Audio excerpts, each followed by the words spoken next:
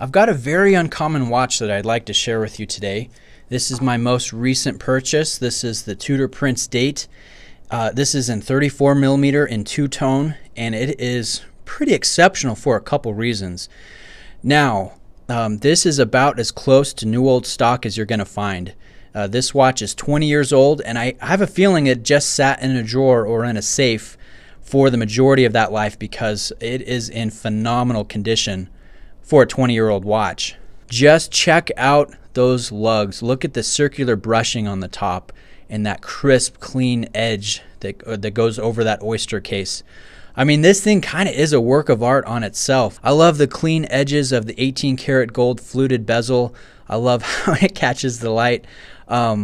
This thing is in amazing condition, and that's one of the things that makes this one special, because there aren't a lot out there that are in such good condition that have the factory lines and finish work. You know, there are some nice ones out there that have been refinished, but it's never quite the same as it is fresh from the factory. Now take a look at the dial. Look at that clean, crisp sunburst effect on that gold dial. It is so sharp and clean. The execution level on the dial is definitely Rolex quality.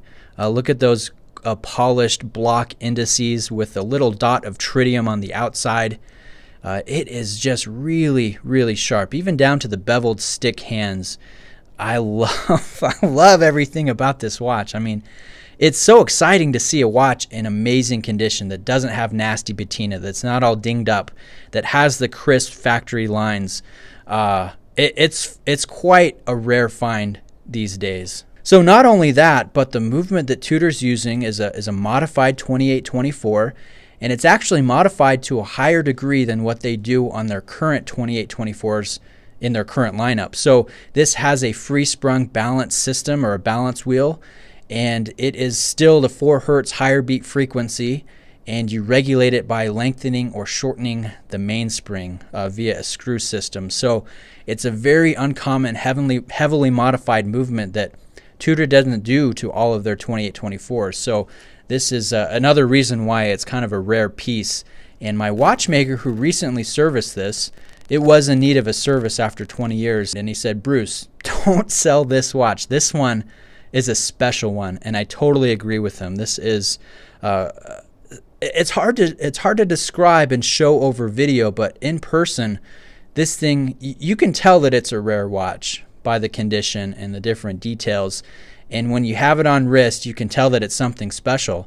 Now, I was a little concerned that 34 millimeters would be too small on my 7.25 inch wrists, but I've become a huge fan of the more traditional size, classically traditional size, and I think it looks pretty fantastic. I really like it, and I love the height.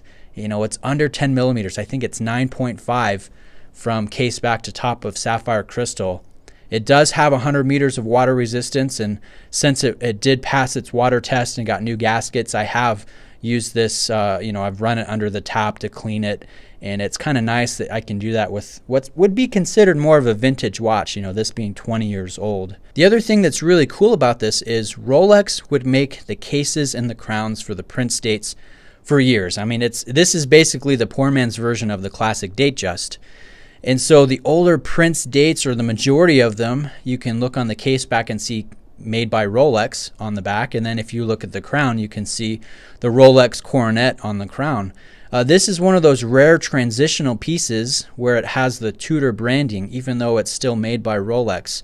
So that's another reason why this is pretty uncommon. But in the end, it's just a very fun watch. It's kind of one of those, I guess you could say, once in a lifetime or maybe once in a decade finds where you see something that's so awesomely executed in such factory clean condition. This really is something special. So I hope you guys have enjoyed the video. I know two-tone's not everybody's thing, but I will put a link to an article that I found very interesting by the New York Times that one of my viewers showed me, one of my friends, that's talking about how two-tone is kind of coming back in vogue, especially with the younger generation. So I found that to be pretty interesting. If you're interested, go ahead and look at that. One last thing, I'll be doing a comparison between this 34 millimeter Prince Date and then its older brother, the 36 millimeter classic Datejust. So I've got a friend that's sending one that was made in a similar year to this one, and I think that would be an awesome side-by-side video. So stay tuned for that if you're interested. Thanks for watching, guys. I'll catch you in the next video. Cheers.